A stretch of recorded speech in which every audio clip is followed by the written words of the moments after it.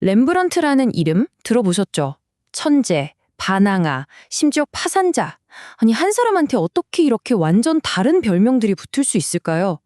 그의 삶 자체가요, 정말 빛과 어둠이 막 뒤섞인 한 폭의 그림 같았어요. 자, 이게 바로 오늘 우리가 파헤쳐볼 렘브란트 인생 최대의 미스터리입니다. 17세기에 제일 잘 나가던 화가가 어떻게 모든 걸 잃고 무일푼으로 세상을 떠나게 됐을까요? 그 빛과 그림자 사이의 진실, 지금부터 저와 함께 따라가 보시죠. 이야기의 배경은 17세기 암스테르담입니다. 와, 이때는 정말 네덜란드의 황금기였거든요. 전 세계 돈이 다 여기로 모이고 예술이 시민들의 가장 큰 자부심이었던 그런 시대죠. 바로 이 활기 넘치는 도시가 젊은 천재 렘브란트가 곧 정복할 무대였던 겁니다. 자, 그럼 그의 이야기 1막부터 시작해 볼까요? 바로 눈부신 성공의 시작입니다. 물론 천재라고 해서 하루아침에 뚝딱 만들어진 건 아니었죠. 렘브란트는 고향 레이덴에서 아주 탄탄하게 기본기를 다졌고요. 그 다음엔 암스테르담 최고의 스승 밑으로 들어가서 역사화 그리는 법이랑 특히 빛을 극적으로 쓰는 법을 완전히 흡수합니다. 그리고 마침내 1625년 자신만의 스타일을 세상에 보여줄 준비를 딱 마친 거죠. 그리고 드디어 암스테르담에 딱 입성하니까요. 와, 명성이 그냥 폭발해버립니다.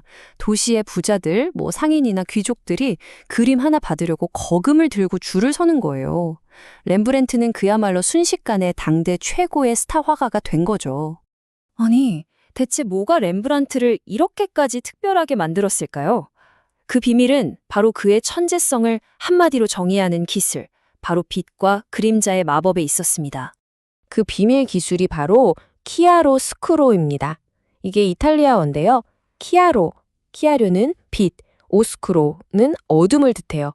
렘브란트는 이 빛과 어둠의 극명한 대비를 사용해서 캔버스에 그냥 사람을 그리는 게 아니라 그 사람의 깊은 감정, 어떤 드라마 이런 것들을 조각해냈던 거죠.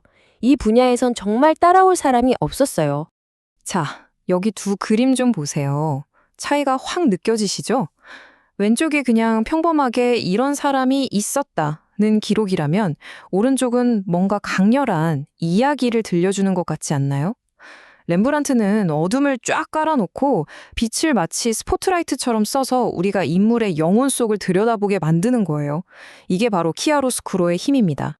자, 이제 그의 인생을 통틀어 가장 중요한 전환점으로 가보겠습니다. 그의 가장 유명한 걸작이자 또 가장 큰 논란을 불렀던 작품, 바로 야경입니다. 때는 1642년이었어요. 암스테르담의 민병대에서 단체 초상화 하나 그려달라는 평범한 의뢰가 들어옵니다. 그 사람들은 그냥 자기들 위풍당당한 모습을 그림으로 남기고 싶었을 뿐인데 렘브란트는 이 기회를 미술사의 흐름을 통째로 바꿔버려 엄청난 혁명의 기회로 삼았던 거죠. 바로 이 작품입니다. 정식 명칭은 꽤 길지만 우리한텐 야경이란 별명으로 훨씬 더 유명하죠. 딱 보는 순간부터 뭔가 엄청난 에너지가 느껴지지 않으세요? 문제는 바로 여기서부터 시작됩니다. 왼쪽이 그림을 주문한 고객들이 기대했던 그런 그림이에요. 다들 뻣뻣하게 서서 공평하게 얼굴 다 잘 나오는 그런 전통적인 단체 사진 같은 거죠. 근데 렘브란트가 실제로 내놓은 결과물은 오른쪽! 이건 마치 전투 직전의 한 장면을 포착한 연극 무대 같잖아요. 근데 렘브란트는 이렇게 복잡하고 정신없는 구도를 단 3개의 빛으로 완벽하게 지휘합니다.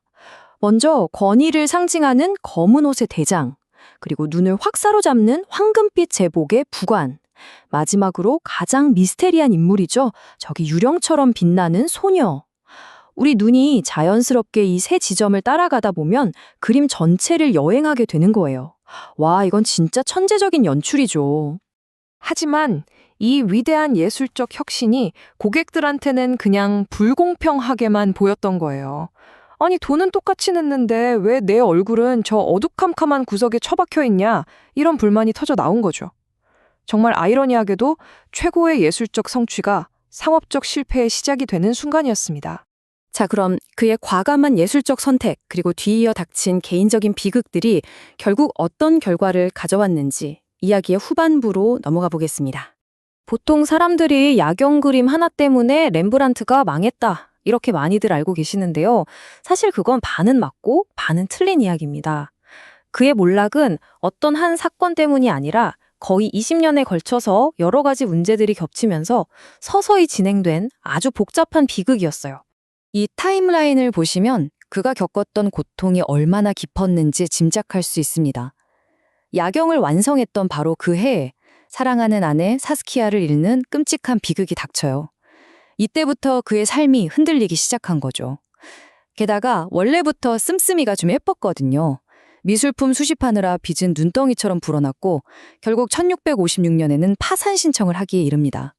그리고 이 모든 고통의 정점에서 유일한 희망이었던 아들 티투스마저 그보다 먼저 세상을 떠나고 말죠.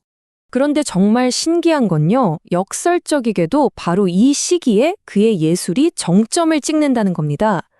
돈, 명예, 그리고 후원자들의 기대, 이 모든 걸 다 잃어버리고 나니까 오히려 그는 오직 자기 내면을 들여다보는 훨씬 더 깊고 진실된 그림을 그리기 시작한 거죠.